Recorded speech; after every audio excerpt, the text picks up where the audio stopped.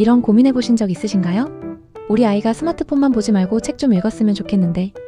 요즘 아이들은 유튜브, 게임, SNS 정말 재미있는 게 너무 많잖아요. 그런데 이 와중에 아이한테 책 읽어 라고 하면 아이의 반응은 비협조적인 경우가 많죠. 그런데 세상에는 아이들이 스스로 책을 찾아 읽는 나라가 있습니다. 부모가 강요하지 않아도, 학원에서 시키지 않아도 아이들이 자연스럽게 책과 친구가 되는 나라. 핀란드를 소개합니다. 핀란드라고 하면 교육 강국으로 유명하죠?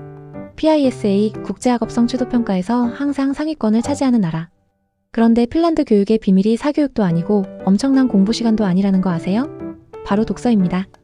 핀란드는 1인당 도서관 이용률이 세계 최고 수준입니다. 국민 1인당 연간 도서관 방문 횟수가 약 12에서 15회 정도 되는데요. 이게 어느 정도냐면 한 달에 한 번 이상은 전 국민이 꼭 도서관에 간다는 얘기예요. 그런데 더 놀라운 건 이겁니다. 핀란드 전체 인구가 약 550만 명 정도인데 공공도서관이 무려 300개가 넘습니다. 인구 대비 도서관 수가 엄청나게 많은 거예요. 우리로 치면 작은 마을에도 도서관이 하나씩 있다는 뜻이에요. 핀란드 헬싱키에 사는 안나라는 엄마가 어떤 잡지에서 인터뷰한 내용입니다. 저희는 매주 토요일 아침이면 가족 모두 도서관에 가요. 저는 소설책을 빌리고 남편은 요리책이나 취미 관련 책을 보고 아이들은 그림책이나 만화책을 골라요. 도서관에서 1시간 정도 각자 책을 보다가 집으로 돌아오는 게 우리 가족의 주말 루틴이에요. 특별한 일도 아니고 그냥 자연스러운 주말 나들이죠. 느껴지시나요? 이 가족에게 독서는 의무가 아니라 즐거운 여가 활동인 거예요. 놀이터 가듯이, 공원 산책하듯이 도서관에 가는 거죠. 그럼 왜 핀란드는 이렇게 독서 친화적인 환경이 만들어진 걸까요? 첫 번째 이유는 바로 접근성입니다. 핀란드 정부는 모든 국민은 책을 읽을 권리가 있다는 철학을 갖고 있어요. 돈이 없어도 어디 살아도 누구나 책을 읽을 수 있는 환경을 만든 거죠. 두 번째는 사회적 분위기예요.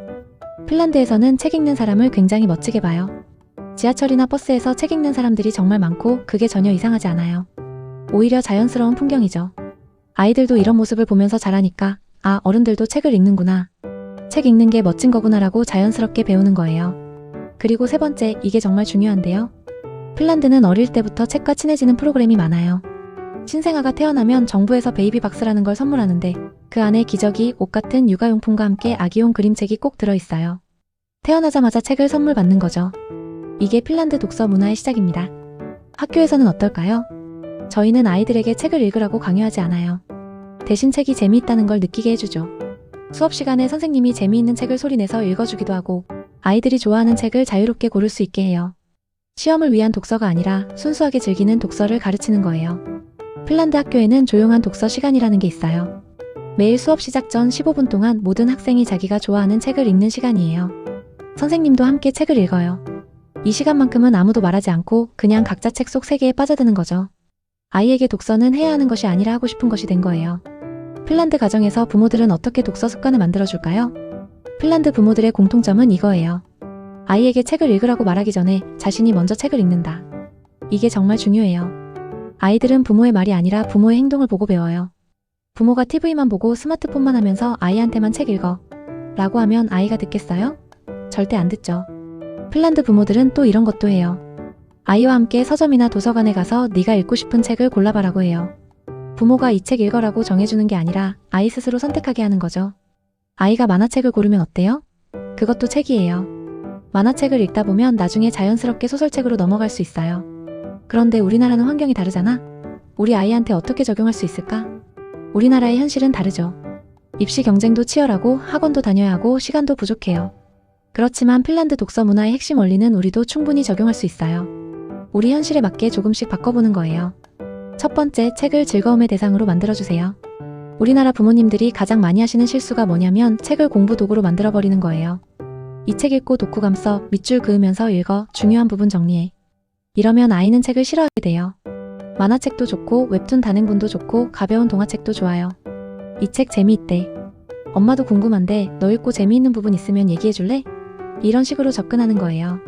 두 번째, 집에 독서 환경을 만들어주세요. 핀란드처럼 도서관을 매주 갈 수는 없어도 집안에 작은 독서 공간을 만들 수는 있어요. 거창한 서재를 만들 필요 없어요. 거실 한 구석에 책장 하나 놓고 그 앞에 편한 쿠션이나 작은 소파를 두는 거예요. 아이 방에 조명 예쁜 스탠드 하나 놓고 침대 옆에 책 몇 권 쌓아두는 것만으로도 충분해요. 그리고 이게 중요한데요. TV나 스마트폰은 멀리 두세요. 거실에서 가장 눈에 잘 띄는 곳에 책을 두는 거예요. 아이가 심심할 때 자연스럽게 책을 집어들 수 있게요. 세 번째, 부모가 먼저 책을 읽으세요. 아이 보는 앞에서 책을 읽는 모습을 보여주는 거예요. 저녁 시간에 온 가족이 각자 자기 책을 읽는 패밀리 리딩 타임을 만들어 보세요. 30분이든 20분이든 딱 정해진 시간 동안 온 가족이 조용히 책을 읽는 거죠. 처음에는 아이가 집중하기 힘들 수 있어요. 그럴 때는 5분부터 시작하세요. 점점 늘려가면 돼요. 마지막으로 아이의 선택을 존중해주세요. 핀란드 부모들은 아이가 읽고 싶은 책을 고르게 해요. 서점이나 도서관에 가면 네가 읽고 싶은 책 골라봐라고 해주세요. 아이가 만화책을 고르면 어때요? 학습 만화라도 책이에요. 아이가 좋아하는 유튜버가 쓴 책을 고르면 그것도 좋아요. 중요한 건 아이가 스스로 선택했다는 거예요. 자기가 고른 책은 끝까지 읽을 확률이 훨씬 높아요. 이 시간이 쌓이면 아이에게 책은 따뜻하고 안정적인 존재가 돼요. 거창하게 시작할 필요 없어요. 오늘 밤 아이 재우기 전에 책 한 권 읽어주세요. 매일 조금씩 꾸준히 하다 보면 어느새 책을 좋아하게 될 거예요.